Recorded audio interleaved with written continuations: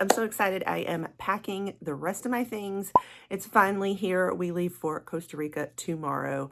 So I wanted to bring you along for some of my packing. And if you are planning a trip ever to Costa Rica, I wanted to kind of detail all the things to think about and how to pack. And because this is a beauty channel, we are of course going to go over some beauty travel essentials as well. So if all of that interests you and you want to come pack with me, stick around and we will dive right on in. All right, guys, so welcome. If you're new here, I'm Cher. I am a beauty channel, so we do a lot of beauty here, but I love to bring you along for my travels as well. I have a passion for travel content. And I even started a separate travel channel, but I haven't been able to keep up with it. So I'm still going to bring some of it to you here. We have this amazing trip to Costa Rica that has been in the works for a couple of years now, and it's finally here. So I wanted to walk you through the travel tips that I have learned for Costa Rica. I did a video similar to this when I was leaving for my dream trip to Scotland, and I wanted to kind of have the same thing. I probably won't have as many videos in the series for this one. I have a whole playlist out there on my Scotland one though, if you're interested. Everything that I did when I was researching and packing and whatnot. So now we're going to talk Costa Rica. It's a little weird because I'm traveling at Christmas time and over the holidays, the busiest time of year to travel, unfortunately. And with it being Christmas, I've kind of been in winter mode and I just got a bunch of presents for winter, but yet we're going to a very tropical place. So it's kind of weird to get our mindset now geared towards tropical rainforest. So I've packed bathing suits and shorts and all the warmer weather things, and it's just weird. So that is number one thing I wanted to tell you. Some general info for traveling to Costa Rica. It is near the equator, so it is extremely hot. As far as the temperature goes and what to wear, you're in a very tropical place, a very warm place near the equator. And even this time of year in the winter, which I'm told is kind of one of the best times to go because of how hot it gets like in the summer. You don't want to be there in the summer. I'm a Florida girl, but that's still too hot for me. So temperatures are going to be about 50s to 70s is what I'm told and what I've kind of looked at. Now, I have looked at the forecast and it is supposed to rain every single day.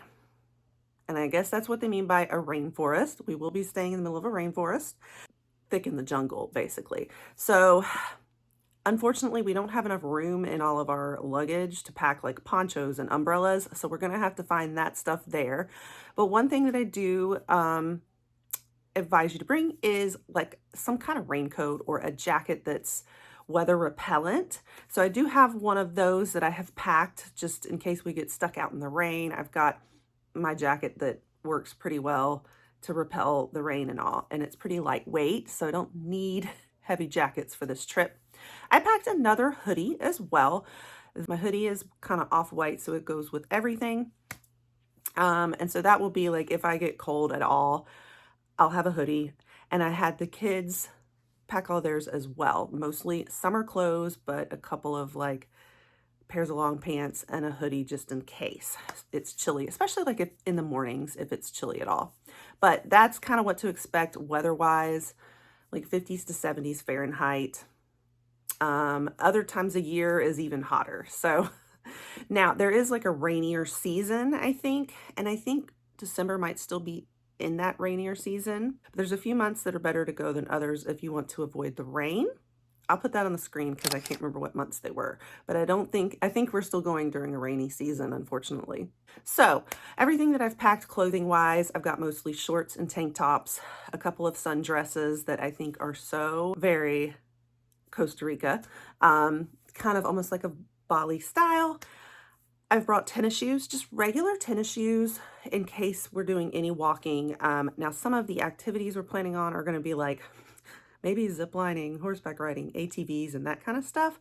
So I don't know. It's nice to have like shoes that will stay on your feet for any of these things. So tennis shoes, I recommend if you're doing any of these action, adventurous type activities in Costa Rica.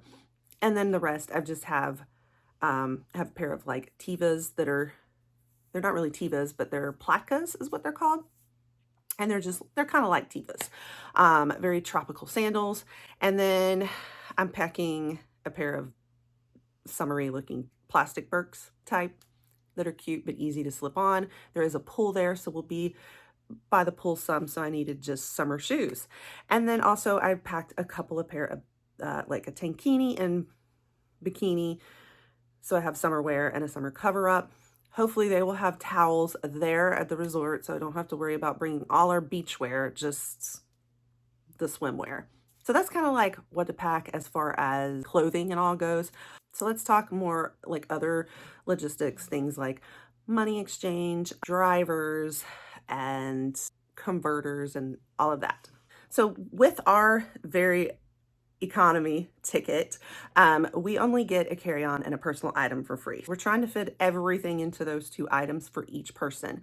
We do have a medical situation in our family, type 1 diabetes, and so I have a completely separate bag that's going to count as somebody's personal carry-on probably, because I know that on domestic flights here in the US, a medical bag won't count as one of your personal items, but I haven't been able to find info on the international planes to see if it would be the same thing. So just in case, we have a whole separate medical bag that has like all the medications, all the backup supplies, pump stuff, all of that. And once we're not going through security anymore, we'll divvy those up into different bags so we have backups in case anything gets lost, because we cannot be without insulin and these supplies at all. It is definitely a, life-threatening situation. So this will be our first time traveling on a plane with diabetes, so it's going to be interesting. I'll show you that bag in a few minutes, but this is my personal carry-on. I have a travel pillow, hopefully I can wear around my neck that they'll accept, and then I did the measurements and it should hopefully fit. I also brought this to Scotland, and so everything in here, I have a lot of my important paperwork, our passports, copies of our birth certificates, extra money. We're going to kind of spread that out amongst all of the bags too. As far as converters go, at first I thought I read that we didn't need a converter, but I started checking. I have checked with one friend that's from Costa Rica, and she said, no, you'll need converters. Apparently it's the A and B type ones. So I did a last minute panic buy off Amazon, and thank God it came overnight. So I've got 3 different ones for our family. I tried to just look for like an adapter that was A or B friendly. So that is one thing to think about, because if you can't use their outlets there, you're not gonna be able to charge your phones or any of your electronic devices, and we'd be in big trouble. I do all my filming on my phone, so I've got to have a way to charge it.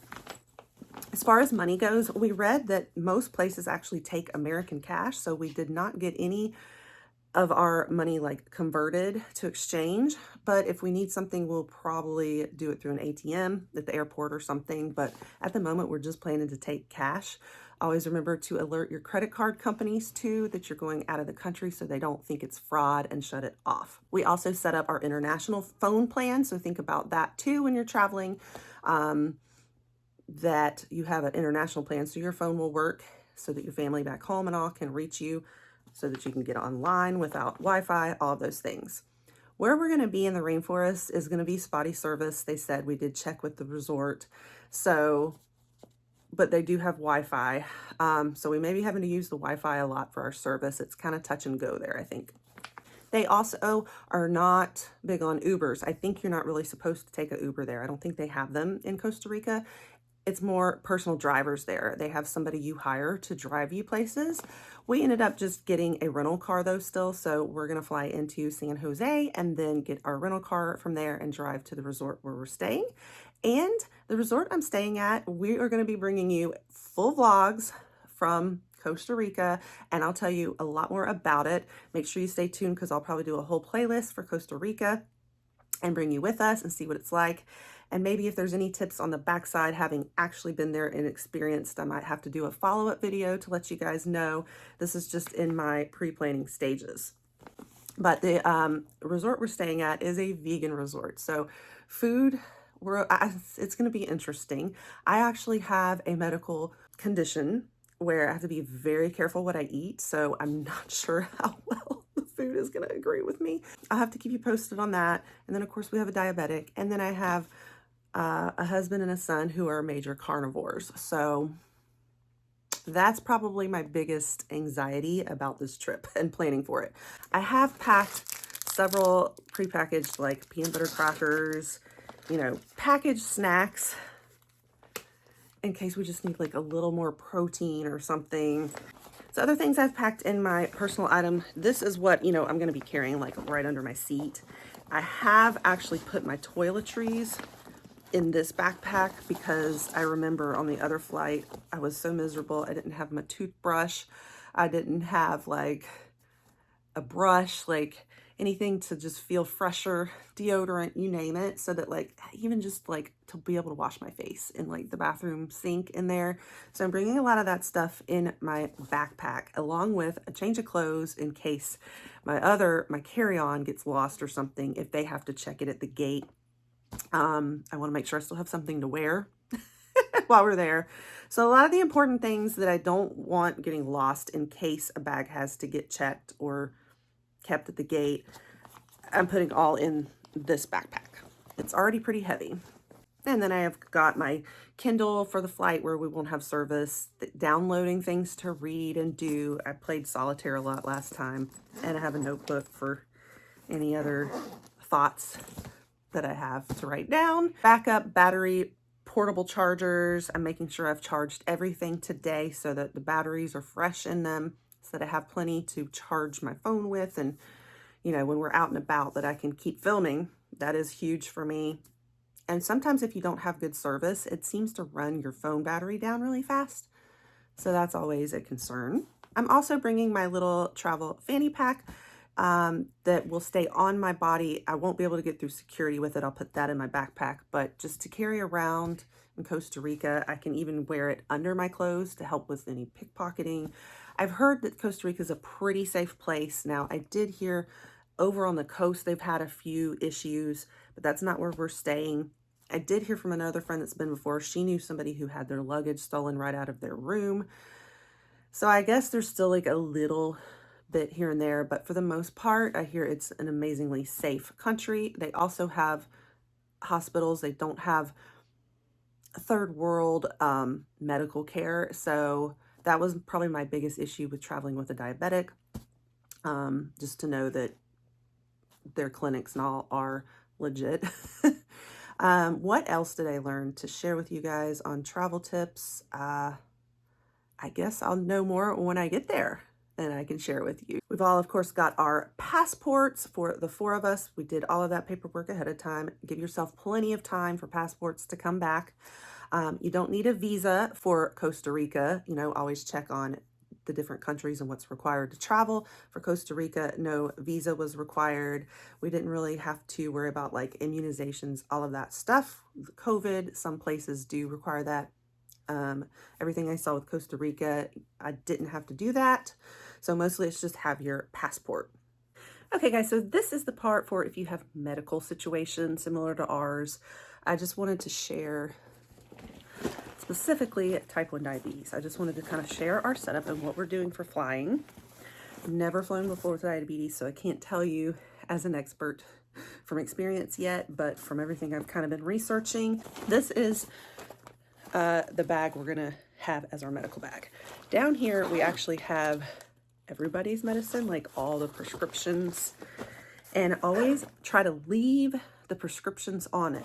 So if you have medicines, like anything that you're bringing along, try to have the prescription tags that came with it to save you a headache through security. I also have a letter from our doctor. This was from the endocrinologist detailing everything that we're allowed to have. It also specifically says not to be using whole body scanners on my daughter because she does have a pump, insulin pump basically. So it tells them use a wand because the scanners can mess up the pump. And these insulin pumps are very pricey. She's also got a Dexcom as like blood sugar monitoring, and those two both work hand in hand. So I've got piles and piles of set changes for the pump as well as new sensors for the blood sugar monitor. I did go out and buy a portable travel sharps container so that when she does set changes, we can pop them in here. Anything that's, you know, hazardous bio waste, there may not be these kind of things at the resort that we're at, so a place to throw all her needles. Then I have all the like glucose tabs, the glucagon that goes up the nose in an emergency. We have extra test strips, extra ketone strips, extra pin needles, cartridges, lancets, all those backup things in case she has to be on a pin. If something goes wrong with the pump or blood sugar monitor, she needs a way to take her blood sugar on a little monitor, and ways to take the syringes. So part of what I've been doing the last few weeks is making sure we had all of our insulin, all the prescriptions updated, and backup supplies. So I will be carrying both a bunch of insulin pens, nighttime pens for the Lantus, as well as all the supplies for the pump. We're going out of the country. If something goes wrong and we're delayed, we got to be there for a little while. I want to know she's okay. I'm putting them all in one bag for now to get through security. I think it's just gonna be easier. And then once we get through security, we'll probably divvy up a lot of this stuff into the other suitcases, just so we have backups in different places if like one bag gets lost or missing. And then I'm also putting a lot of extra snacks and things like that in here too, because that is basically considered medicine for a diabetic. If their blood sugar goes low, they need snacks that will work for them. So that's kind of a rundown, but definitely I think my biggest tips are keep the prescriptions on everything and have a letter from your doctor. Okay guys, so day 2 of packing. I've kind of been doing a little bit each day, and so I'm back. What I have started doing is I've got a bag together of all of the liquids, and they do like you to do that, keep it all in like one big Ziploc bag. Sunscreen. Since they like you to keep it limited to a certain amount of ounces, I picked a few different sunscreen bottles that are smaller that beat the cut. I also brought my e.l.f. bronzing drops, some moisturizer, the Aveeno. The shampoo that we got in the Walmart beauty box is a better size that still meets the requirements. And then what I'm really bummed about is I want to bring Root Touch-Up, but everything is in aerosol cans, and I don't think I can bring aerosols on. So I'm gonna be touching up with my little sideburns. It's kind of gross right now, but I brought 2 of them because it takes a lot more to touch up my roots while I'm gone. We'll see. Then I also am bringing these Babber, however you pronounce it, little vitamin C capsules. They're so tiny and they make it so convenient for travel. So I'm probably gonna bring that as my serum. That's a lot of the liquids. I still need to put mascara in there. So everything you can think of that's a liquid, I was like, oh yeah, mascara. I also needed toothpaste that wasn't a huge container. So I brought the little mini sets of toothpaste that we get from the dentist office as a complimentary item usually. So I got like 3 of these for the family. So all my liquids in one spot. And then I'm starting on a little hang up bag for all my just toiletries and stuff. I didn't bring my electric toothbrushes just because every time you have more batteries and stuff, sometimes they ask about that. So just put in here the brand new toothbrushes that the dentist gave us, deodorant, floss. I've started on skincare down here. I will bring my cleansing balm because it's not a liquid, and I think that'll be easier for removing makeup. And I'm also gonna bring the Tri Balm. This is a 3-in-1 cleanse, exfoliate, and moisturize. And we got this from like one of the Allure boxes. Oh, I think it was the Allure mystery box. I finally got to try it. And so this is perfect for travel. I don't have to worry about it being liquid.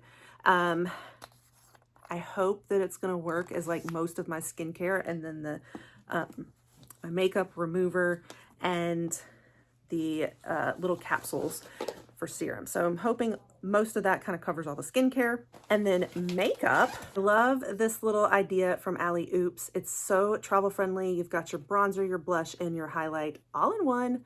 And I can even use it for eyeshadow. Like I actually have on today more of the blush on my eyes. So I haven't decided if I'm going to take a separate eyeshadow palette or something really small again or not, I might honestly just take my little quad, and I can always pop on a darker color on the eyes too, or lighter over there. You know, I don't know, just, and this is usually my eyeliner. So it might be a combination of these two things. I found this little baby brush also that I've completely forgot I had. It was in one of my other millions of bags. All these little things you find when going through bags, but this will be perfect also to bring. And then I figure for foundation, I'm gonna bring the Dior stick. I have a couple of different foundation sticks, but the other ones that I have are really dewy. Like the ABH Skin Tint and the Charlotte Tilbury Skin Tint. So I'm thinking in a tropical place, I'm gonna need a little bit more matte probably, not have to worry about the liquids rule and all that. So I think I'm gonna go with it as my foundation. I think for concealer, I'm gonna stick with my NYX like color corrector. Just probably go with this, easier for my concealer overall. It's really good about masking the baggy circles and stuff, but I don't need too much more. So I picked something that won't be a liquid also in concealer. Even brow products. A lot of times I mean, I'll use a brow pencil, but I always follow up with like a brow gel or something. Like I have the ABH one I'm using right now a lot.